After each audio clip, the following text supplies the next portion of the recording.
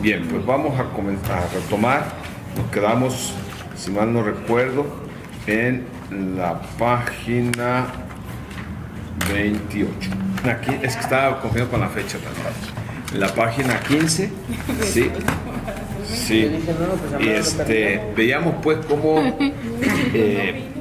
Nabad y Abiú estaban en servicio, algo que Dios los escogió, que dice la palabra que ellos ofrecieron fuego extraño y que en base a eso fueron en ese momento cayeron muertos por el Señor. Y decíamos que ese fuego extraño significa muchas veces estar haciendo las cosas sin haber sido dirigidos, guiados por Dios. Podemos estar sirviendo y al mismo tiempo estar desobedeciendo. Abiú y él estaban sirviendo, pero no estaban obedeciendo lo que Dios les había enseñado, las explicaciones que Dios les había dado.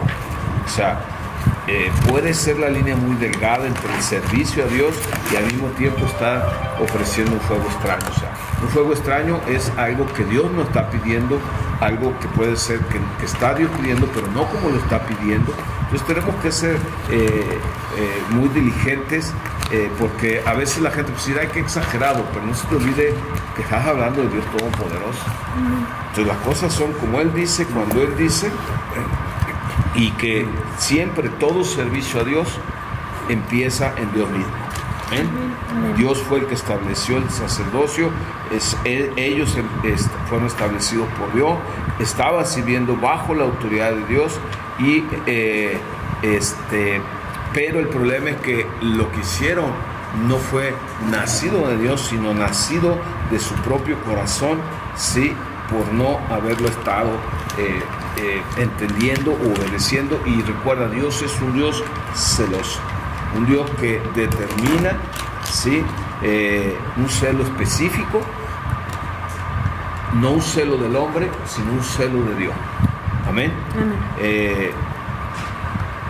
Nabad y Abiú actuaron aparte de Aarón, porque no les tocaba hacer a ellos lo que hicieron, y por lo tanto actuaron independientemente de Dios. ¿Ok? Dios está interesado no nada más en lo que hacemos, sino en la manera, el motivo, la actitud de lo que hacemos. ¿Ok? Entonces, cuando Dios, estamos hablando del manual de autoridad, cuando Dios como única autoridad legal delega una autoridad, entonces tenemos que entender que no estamos siguiendo ni obedeciendo al hombre en sí, aunque el hombre es la imagen visible de esa autoridad de parte de Dios, pero realmente es ante la autoridad de Dios lo que nosotros tenemos que estar siempre conscientes. ¿Ok? Muchos hoy en día están tratando de servir a Dios, pero de una manera independiente y ni siquiera se están dando cuenta. Podemos servir a Dios sin estar sujetos a la autoridad de Dios y por lo tanto estamos pecando o puede estar pecando. ¿Por qué? Porque no están alineándose a la autoridad que Dios ha establecido.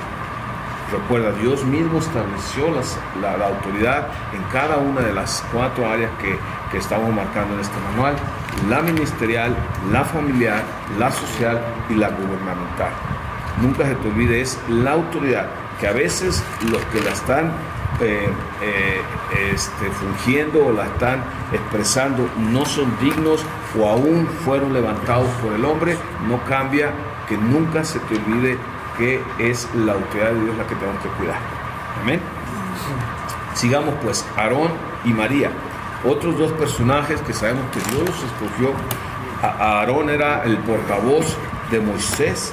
Moisés recibía de parte de Dios, Aarón hablaba lo que Dios le decía a Moisés, y María, pues recordemos que también hablaba, ella era catalogada como una profeta, y ambos por un tiempo caminaron de una manera correcta. Pero cuando Aarón, dice la palabra de Dios en Números 12:1, que por causa de que él había tomado una mujer cusita, o sea, una mujer que no era del pueblo de Israel, una mujer que era del pueblo de Cam, de Etiopía, dice que entonces ellos se molestaron y hablaron en contra de Aarón.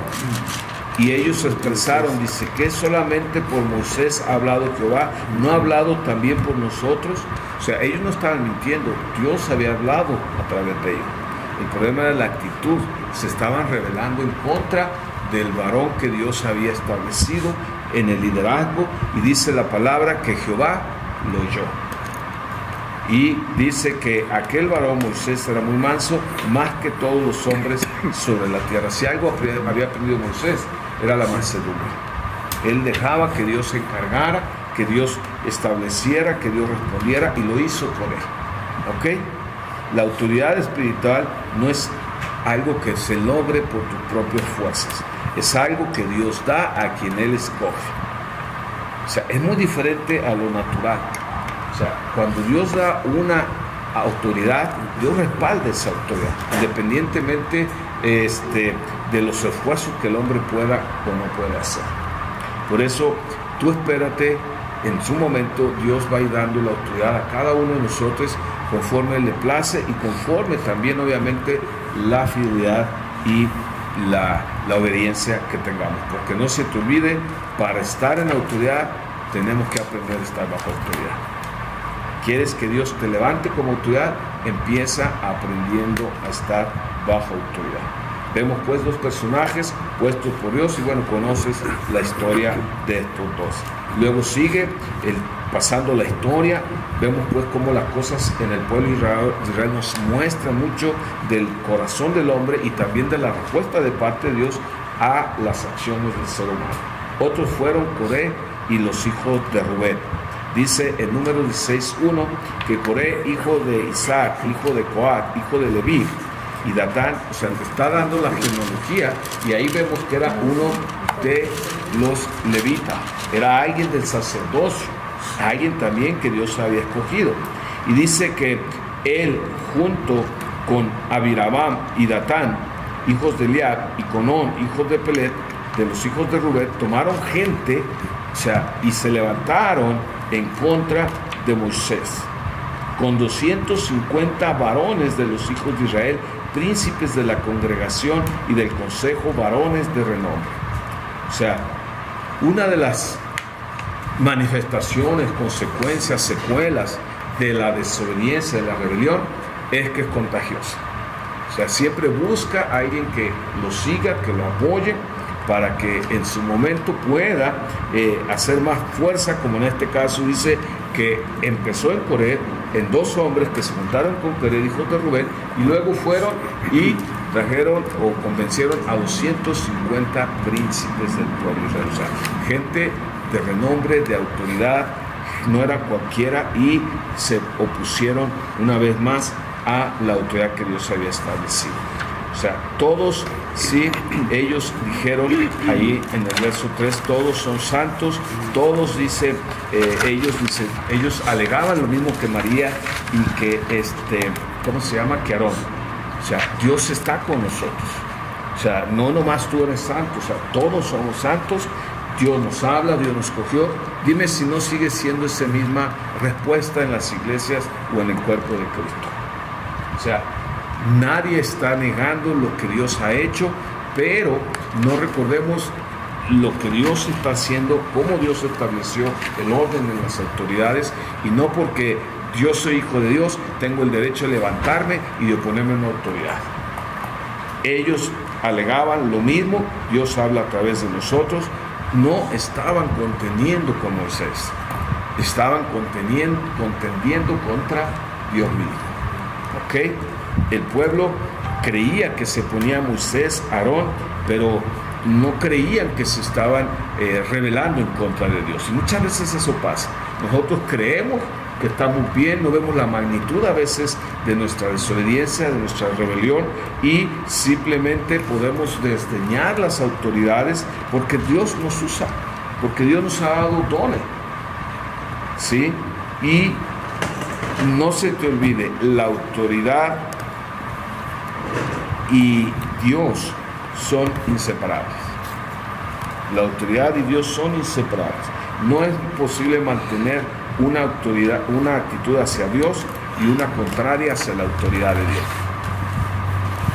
Nadie puede rechazar, por un lado, la autoridad delegada y por otro lado, recibir o decir que me estoy sujetando a Dios.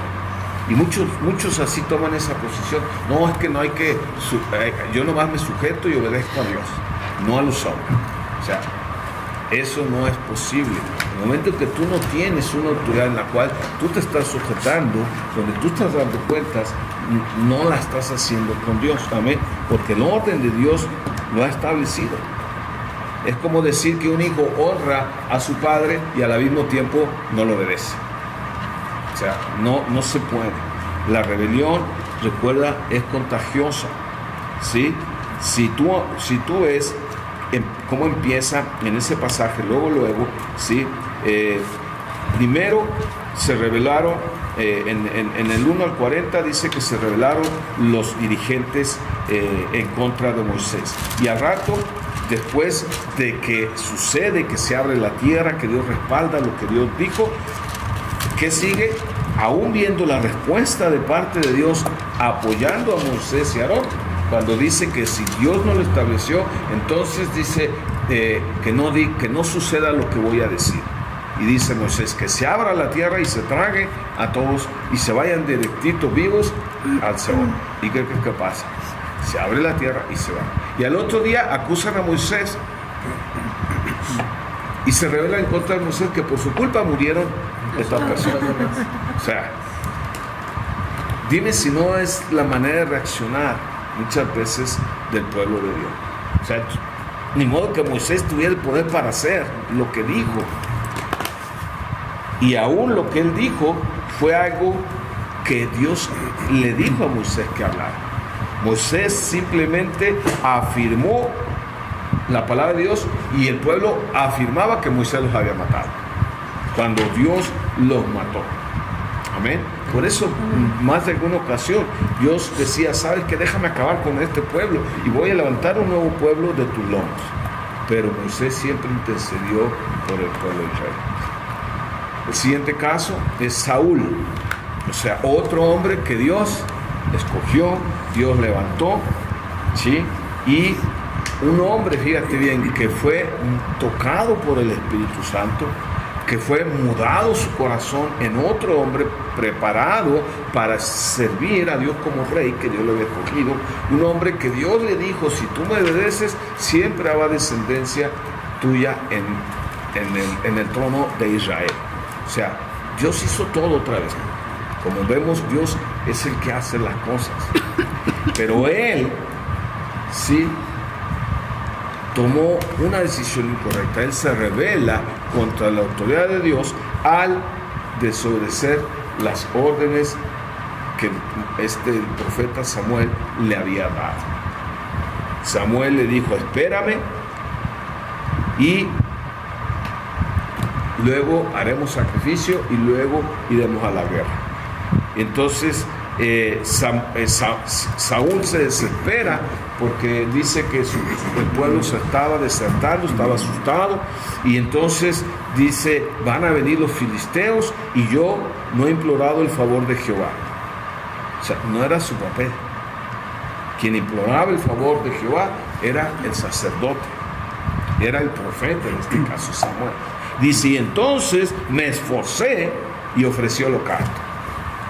Fíjate nomás la actitud, ya el pensamiento de Saúl, o sea, justificándose, excusándose y todavía levantándose. Me esforcé y ofrecí holocausto. Muchos hombres le hubieran pedido, bravo Saúl, qué bueno que no te desesperaste, que no huiste como los demás, que te esforzaste.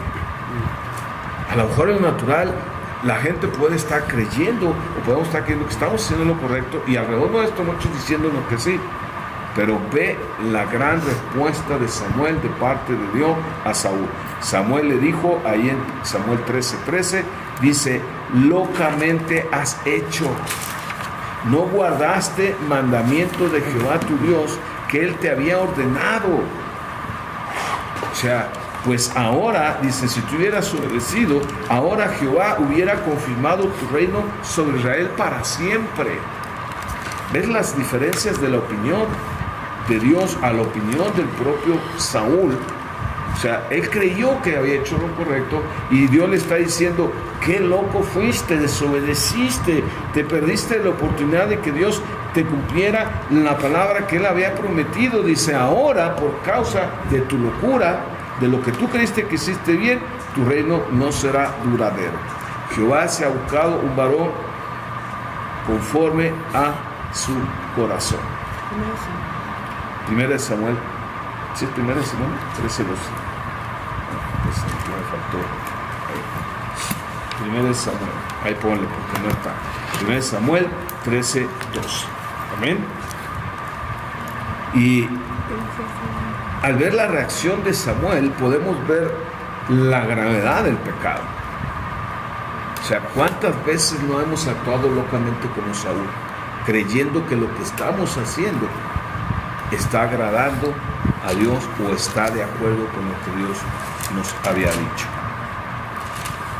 O sea, él decidió hacer las cosas a su manera y todavía se da golpes de pechos diciendo, yo cumplí.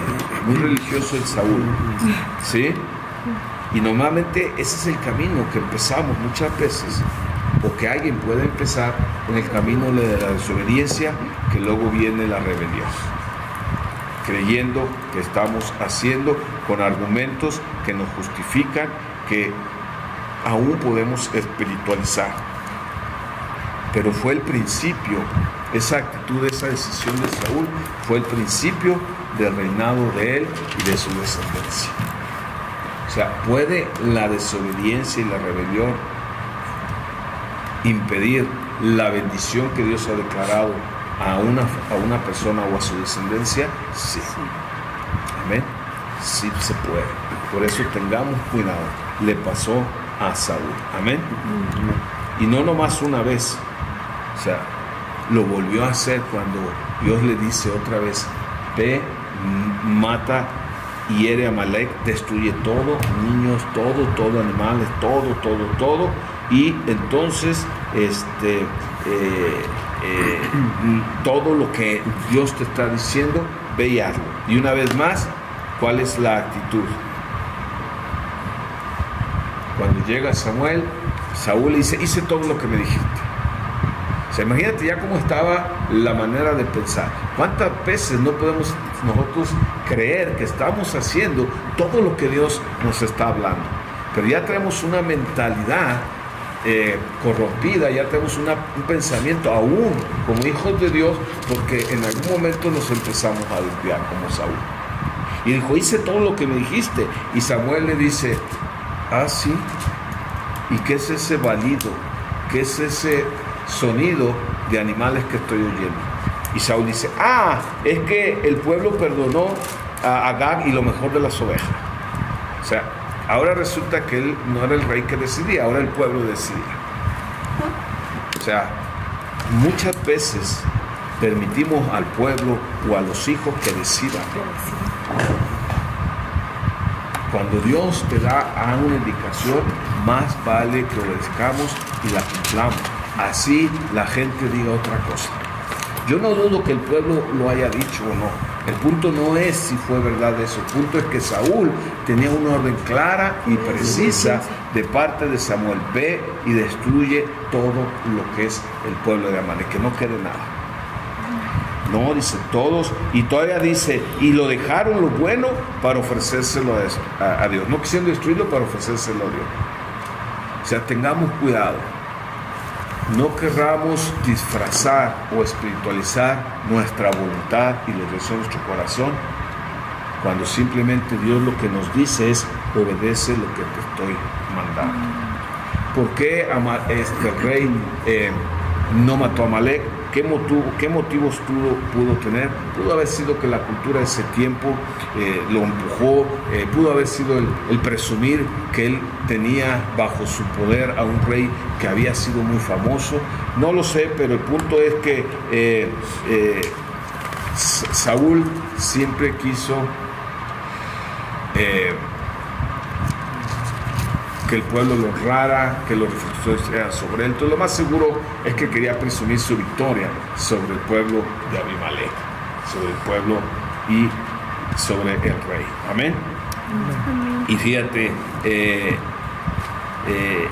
cómo al final su historia, su final nos habla mucho. Él no quiso matar a Abimelech, pero cuando llega el tiempo de su muerte, cuando es herido en la batalla que Dios marcó donde iba a ser el fin de él y de sus hijos, dice que herido le dijo a su escudero: saca tu espada, traspásame con ella, no sea que vengan estos incircuncisos y hagan escarnio de mí para su... O sea, él traía una mentalidad, fíjate bien, no quería que escarneciera, que no quería que lo expusieran, pero él quería exponer al rey. ¿Te fijas? O sea, aquí puedes ver la mentalidad de Saúl. O sea, le perdonó la vida, pero él sabía que si él caía en manos de sus enemigos, él sería humillado públicamente.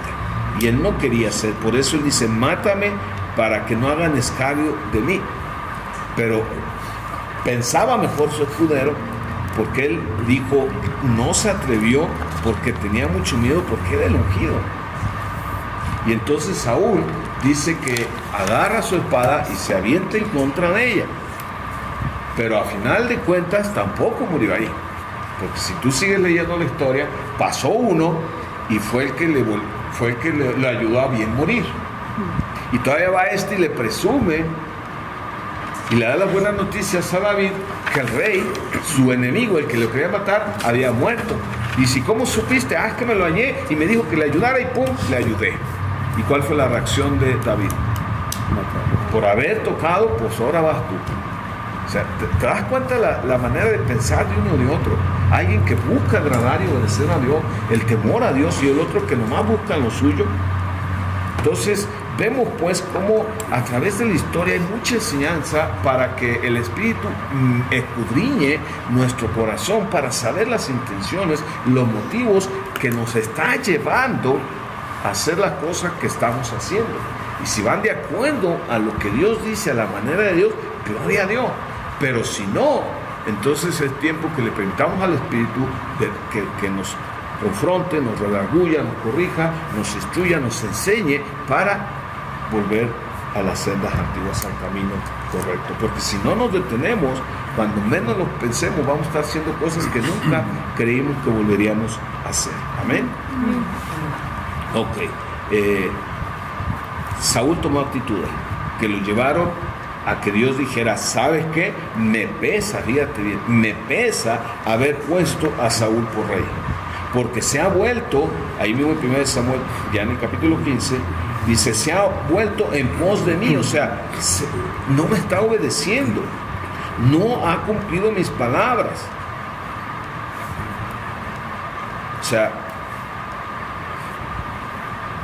muchos podemos ver que a lo mejor Saúl no fue tan grave lo que hizo como para que Dios fuera tan duro. Obedeció el 99% porque nomás dejó vivo a uno, al rey. Y las ovejas pues echó la bonita al pueblo. O sea, pero Dios quiere el 100%. A lo mejor Saúl dicho: mira todo lo que sí obedecí. O sea, la palabra es bien clara. O sea, lo bueno que hagamos nunca va a justificar lo malo que hagamos.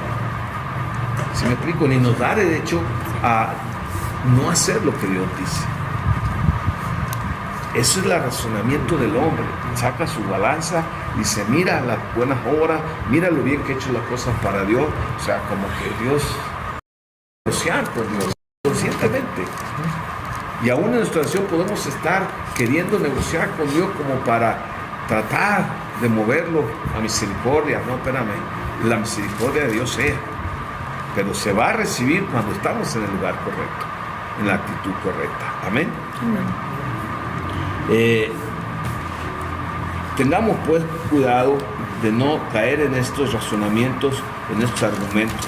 Santiago dice que seamos hacedores y no oidores, engañarnos a nosotros mismos. Saúl se engañó a sí mismo. ¿Ok?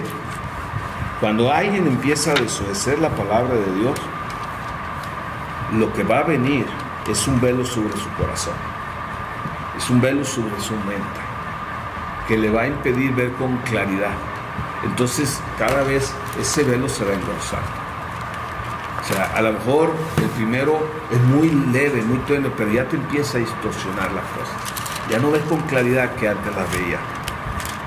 Por eso tenemos que prontamente reconocer nuestra desobediencia, pedir perdón, y ese velo se va quitado. Porque si no, vemos en Saúl ya un patrón de desobediencia. Y cuando este se va estableciendo, cada vez va a ser más difícil discernir la verdad del error. La desobediencia trae el velo del engaño al corazón. Empezamos a justificarnos lo que estamos haciendo, le empezamos a dar la espalda al verdadero arrepentimiento y nos colocamos en una posición que es fácil estar repitiendo los actos de desobediencia, y va minimizando cada vez más la convicción en nuestra vida. Eso es contristar al Espíritu. Amén. Cada vez somos menos sensibles a su voz, a la palabra de Dios. Y entonces al rato empezamos a ver que todo es malo, nomás nos regañan, la palabra nomás es puro malo, cuando ya realmente, si estuviéramos bien, no tendría por qué molestar, porque simplemente diríamos, eso dice la palabra, gloria a Dios por ella, gracias Señor porque estoy caminando en ella. Amén. Entonces vamos pues teniendo pues cuidado, porque los velos lo que hacen es que van cauterizando la conciencia, y cada vez vamos doliéndonos menos el ofender a Dios. Se nos hace más fácil, hasta que al rato ya no tenemos problemas con ciertos actos pecaminosos que estamos volviendo a caer en hacerlos. Amén.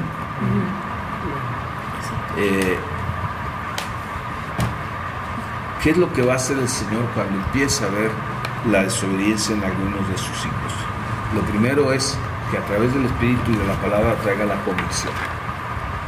Eso es lo primero, que traiga la convicción a nuestra vida. Si no entendemos, va a enviar a alguien a través de su palabra, a través de alguien directo que nos exhorte. ¿Ok? Y si no, pues entonces tarde que temprano nos va a alcanzar el juicio el juicio de parte de Dios, con la consecuencia de ese juicio que va a hacer que volteemos a Él. Lo vemos en su pueblo, el pueblo deseaba hasta que venía el juicio de Dios, decía, ok, denle, arréglensela sola, eran conquistados, eran gobernados, empezaban a sufrir una vez más la esclavitud, hasta que se reclamaban a Dios, y Dios escuchaba, se arrepentían, y Dios levantaba un profeta, un libertador, Dios hacía algo para liberarlos. Y durante un tiempo otra vez, ahí le seguían hasta que otra vez volvían a los mismos patrones, y era un círculo vicioso. ¿Ok? ¿Cómo es que Dios juzga o trae ese juicio? Lo trae de muchas maneras, ¿no? Dice 1 Corintios, por ejemplo, 30, que muchos caen enfermos, cuando está hablando de la Santa Cena, por no permitir al Espíritu Santo traer. Dice, y nos examinamos a nosotros mismos. ¿Sí? Si realmente le permitiéramos al Espíritu examinarnos, no llegaríamos a ser juzgados. ¿Por qué? Porque vendría el arrepentimiento antes. Amén. Una de las maneras que Dios quiere, y porque dice que Él escudriña lo más profundo del corazón del hombre, es para llevarnos a esa convicción de pecado, al arrepentimiento, y evitar llegar al juicio. Por eso dice, no seríamos juzgados. Dice, pero si somos juzgados, somos castigados por el Señor. ¿Sí? ¿Para qué? Para que no seamos condenados con el mundo. O sea, el pueblo cree que Dios ya no juzga a su pueblo, que ya no castiga a su pueblo. Eso no es cierto. Dios lo hace cuando el pueblo no está entendiendo. ¿Para qué? Para no ser condenados con el mundo. Él no quiere que lleguemos al juicio, pero si no obedecemos, si le seguimos dando, entonces va a venir el juicio, va a venir la condena y se desatará. O sea, no es que Dios provoque, es que simplemente Dios nos deja. Nos salimos de la protección, del cuidado de Dios, el enemigo tiene autoridad y entonces nos alcanza la consecuencia. Y el enemigo está ahí a las callitas nomás para hurtar, matar y destruir. ¿Ok? No es que Dios te esté castigando, es que Dios me castigó, no. O sea, Dios permitió el castigo por tu desobediencia. ¿Ok? O sea, la línea es delgada. O sea, Dios sí castiga a sus hijos, dice la palabra que los castiga y los disciplina. Pero rara vez Él entra directamente. A eso me refiero, que no castiga. O sea, realmente Él rara vez viene y te da el pau directo, ¿no? Él simplemente te va a castigar, ¿cómo? Pues dejándote que hagas lo que tú quieres y te vas a topar con la consecuencia de tus malas decisiones por no estar siendo obediente a la palabra de Dios. ¿Ok? Te va a dejar que el enemigo tome autoridad sobre lo que tú le has permitido, porque dice que Él opera en la desobediencia. En sus hijos son desobedientes de Dios porque son sus hijos, pero también los hijos de Dios podemos ser desobedientes, y en la desobediencia es donde el enemigo tiene autoridad. Amén. Amén. Entonces, ahí es cuando tú y yo vemos cómo el enemigo nos alcanza. Y al rato, Señor, ¿por qué permitiste esto? Señor, ¿por qué? Y queremos usar la palabra, no, es que el Señor es mi escudo y me alarga. Sí, pero cuando estás en la posición que debes de estar. Pero si yo me salgo de la protección de Dios, Dios te va a respetar. ¿Ok? Dios busca que su pueblo se arrepienta. Amén. Un corazón no arrepentido siempre va a buscar echarle la culpa a otros, cuando por su desobediencia se sorprende y no toma las responsabilidades por sus acciones. Cuando alguien no obedece, ¿qué es lo que hace el rato que viene alguien? No, es que fulano me hizo, no, es que esto, no, es que aquello. Culpa a los demás. ¿Y a quién va a culpar? Pues al que está más cerca. Al esposo, a la esposa, a los hijos, al hermano en Cristo, a la iglesia, a los pastores, al patrón.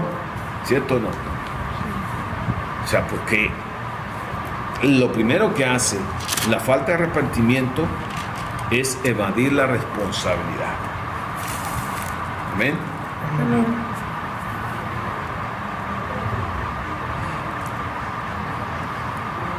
A veces se nos olvida lo que ocasiona el hacer o el no hacer las cosas de Dios. A veces creemos que como Dios es amor, como su gracia está siempre para nosotros, como su misericordia es una cada mañana, creemos que Dios va a estar tolerando siempre las cosas. La palabra es clara, Él es lento para la ira y pronto para la misericordia. ¿Por qué? Porque está esperando que se arrepienta. ¿Sí o no? Entonces, a veces nosotros creemos, oye, ¿por qué la presencia de Dios no está? ¿O por qué esto que he estado pidiendo? O sea, mira, Dios, algo que le atrae mucho a Dios es la obediencia de sus hijos. Eso va a atraerle siempre el corazón de Dios. ¿Ok? Pero, así como la obediencia atrae a Dios, la desobediencia, ¿a quién crees que va a atraer? A los demonios. Y al rato, oye, es que me persiguen, los veo por donde quiera. Pues es que eres como la miel para las abejas. Porque la desobediencia es como la miel, más bien el polen a las abejas, ¿verdad? Porque la miel las hacen las abejas. ¿Sí? O sea, la desobediencia va a atraer a los demonios. ¿Para qué? Porque ellos son el ejemplo claro de la rebelión. Sí se puede. ¿Sí?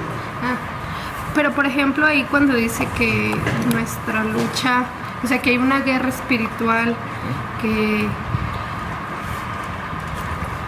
pues es que también pues, se opone, ¿no? O sea, si estamos yendo en contra del enemigo siempre va a haber oposición.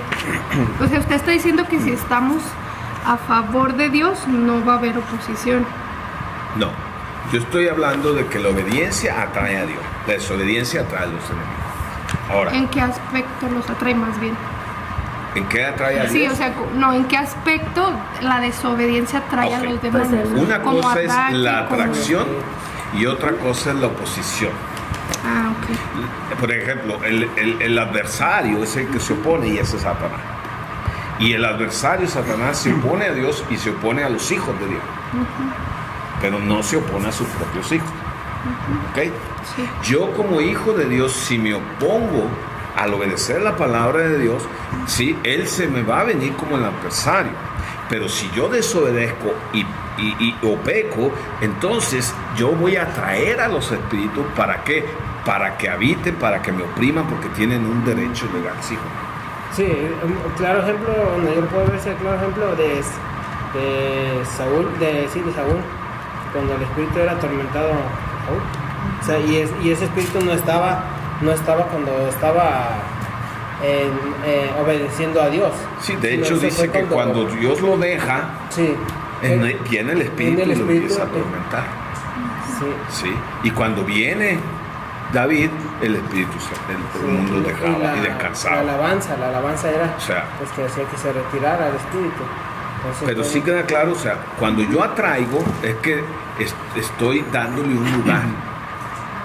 No es lo mismo que No es lo ataque. mismo que él se me oponga, o esa guerra espiritual que tú estás hablando, como dice Efesios capítulo 6. ¿Sí? ¿Ya quedó más claro? Sí. Entonces, por eso es que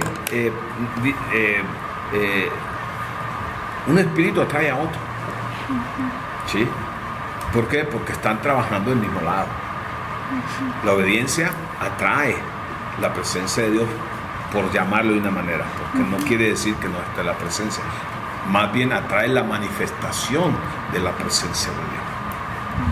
¿Sí quedó un poquito más claro? Sí. Bien. Entonces, ¿qué es lo que hace la rebelión? Pues la rebelión te saca de la cobertura de Dios. ¿Sí me explico? Entendamos las palabras. Por ejemplo,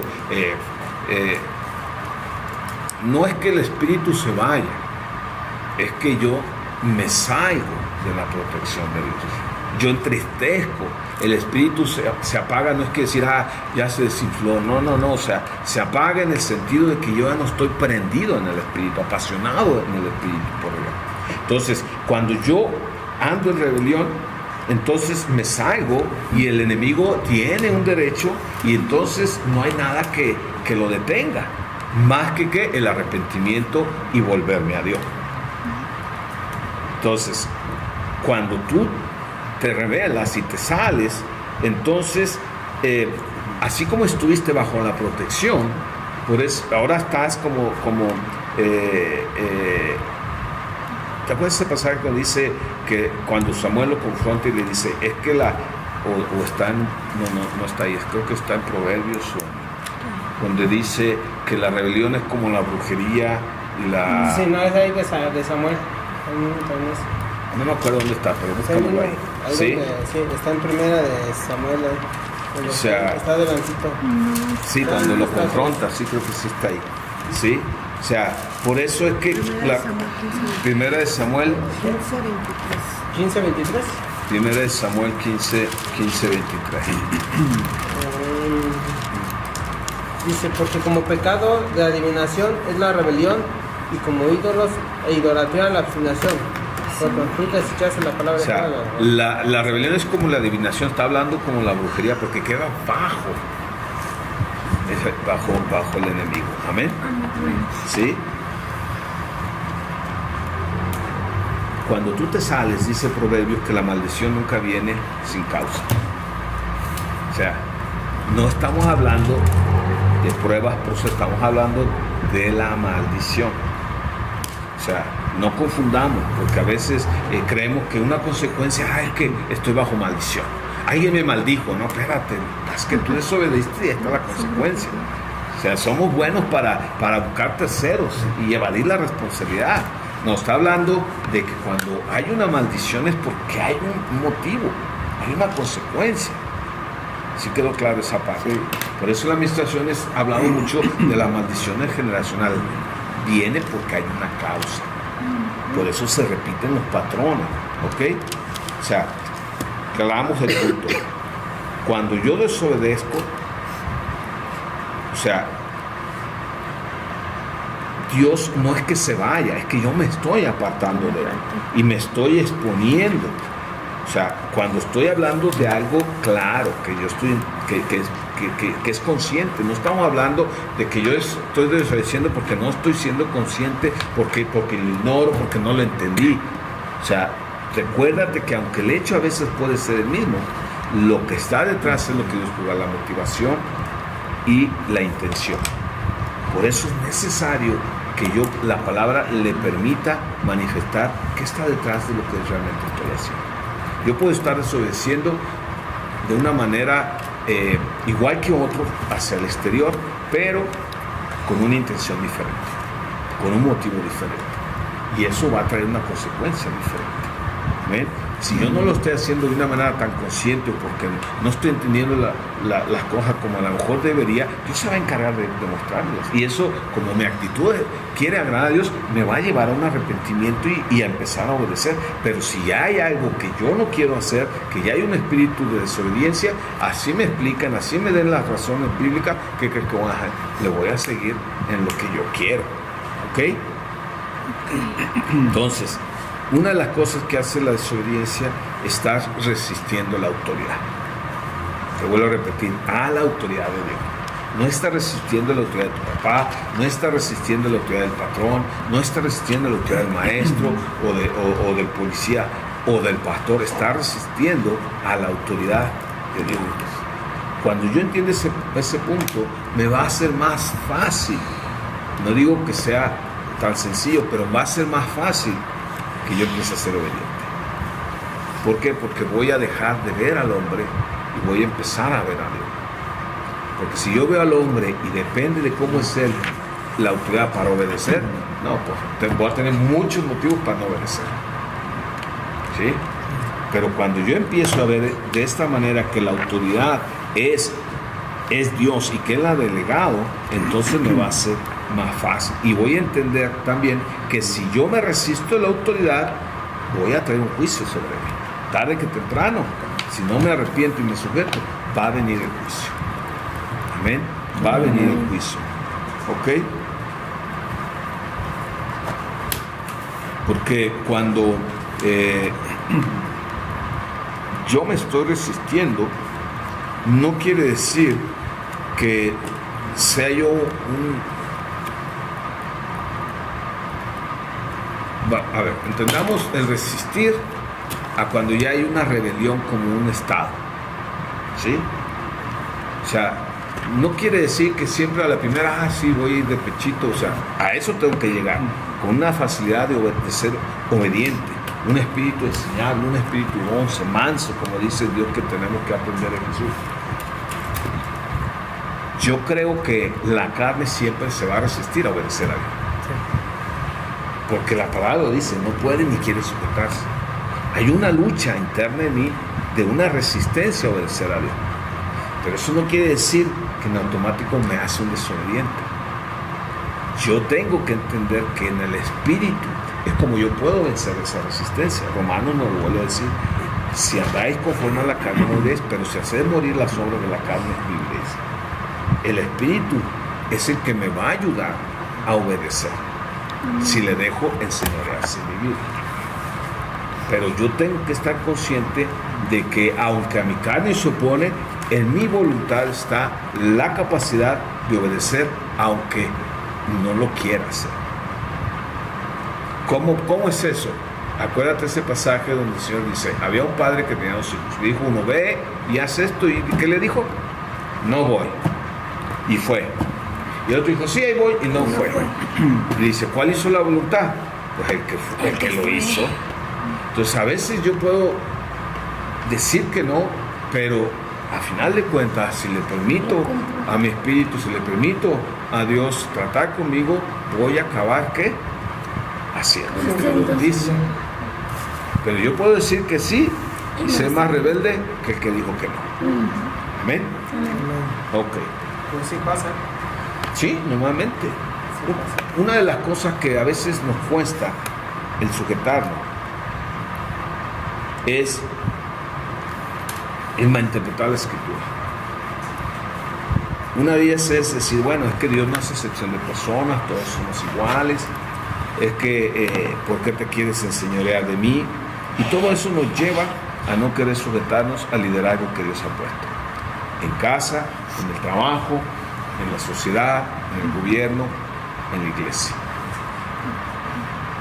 Cuando yo entiendo que nada tiene que ver una cosa de un texto con otro y empiezo a dejar de acomodar la Escritura a mi conveniencia o a lo que a mí me parece y lo empiezo a ver como Dios lo estableció, me va a ser más fácil o me va a evitar el estar usando Escritura a mi favor. Voy a evitar el torcerlas para simplemente justificar lo injustificable. ¿Ok? Lo vemos en los ejemplos que vimos de Aarón, de María, de Coré. Se justificaron y usaron lo que Dios estaba haciendo para mantenerse. Amén. Entonces recuerda, cuando la rebelión es por la ignorancia, es por la lucha con la carne, ¿sí? Cuando viene el entendimiento, cuando viene la convicción, lo que va a venir inmediato es el verdadero arrepentimiento. Y te va a llegar a obedecer, como le pasó a ese muchacho. Le dijo que no a su papá, pero luego pues, vino la convicción y fue y lo hizo. ¿Ok? Bien, vamos a la página 20. Ya vimos casos de desobediencia, ahora vamos a ver casos de obediencia. ¿Qué pasó? ¿Eh? Ah, me dice cuando ya sea porque... No, yo dije, tengo tiempo, apenas son las 5:20. Según mi reloj de acá, dije, todavía tengo mucho tiempo. Bastante. Pero ya se me hace que está aquí así. Ok, primer caso de obediencia, vemos a David. Amén. David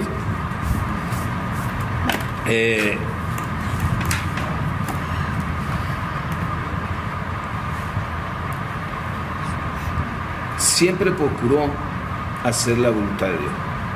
Y lo que llevó al ungimiento de David fue que el antecesor Saúl se rebeló.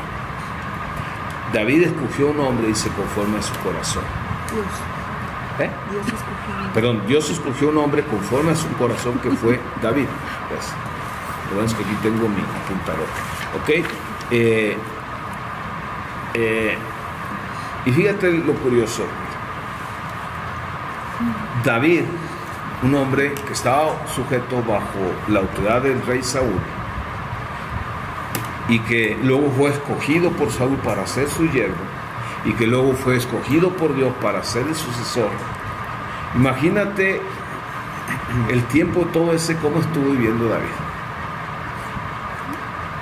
Y hubo un tiempo donde Israel literalmente tenía dos reyes que habían sido escogidos por Dios.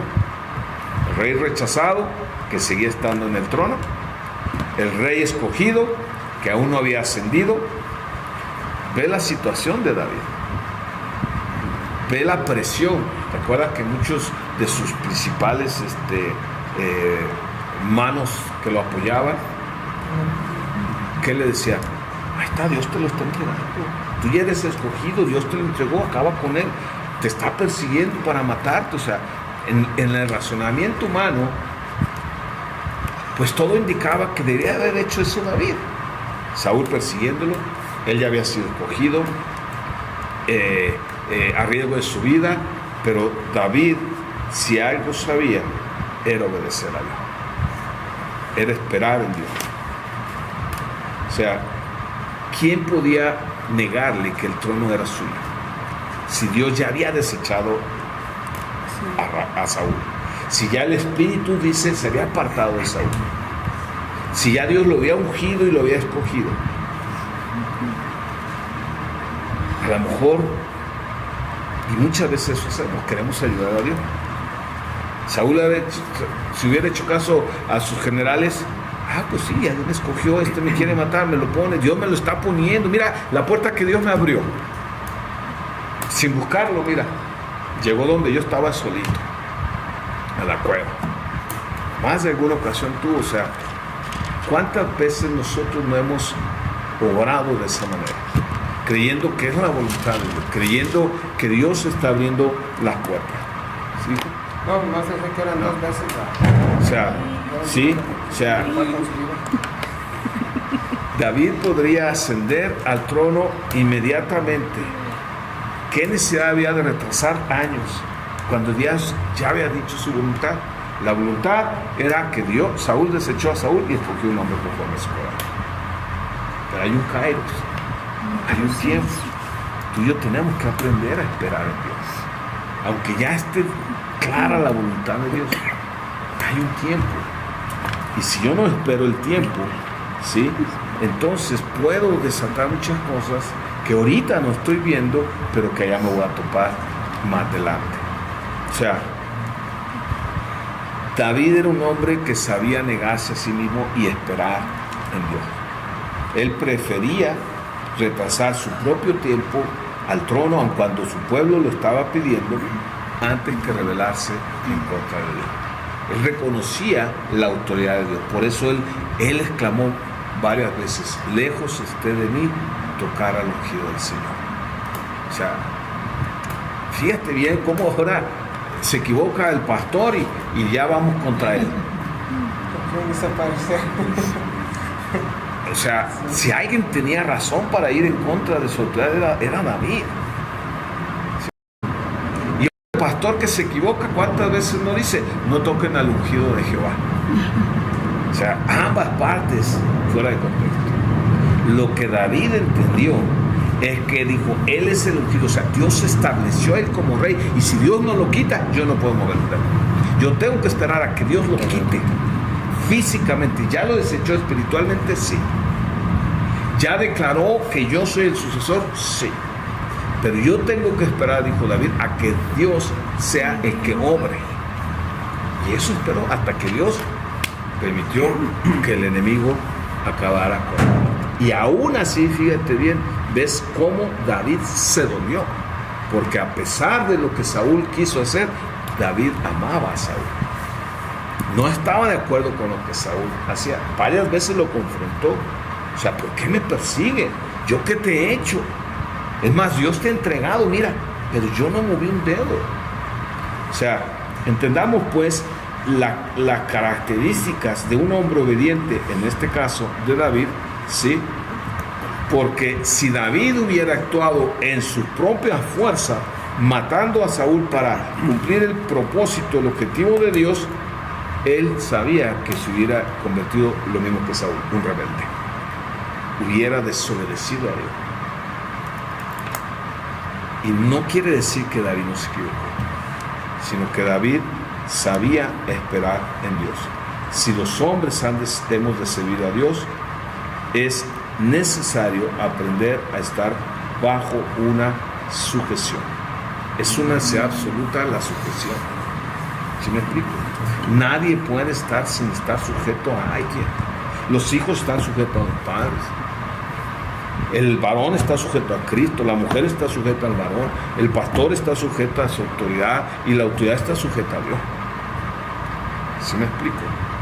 Que alguien no quiera o rompa la cadenita, eso no es nuestra responsabilidad. Nuestra responsabilidad es sujetarnos a la autoridad de Dios. ¿Ok?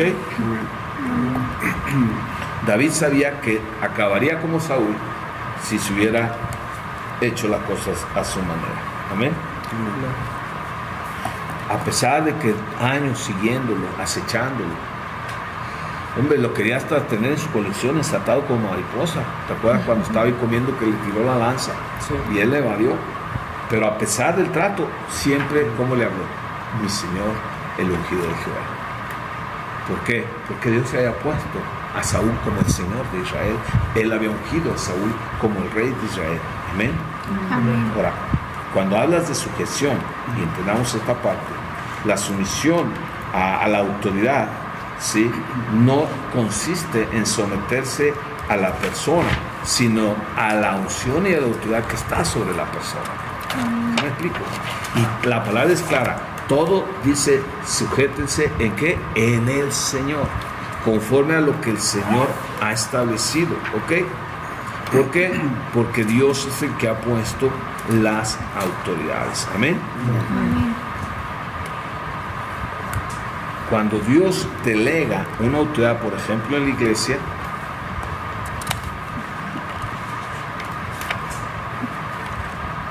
el pueblo que está bajo esa autoridad se convierte en esa consulta que dice que en la consulta está la sabiduría.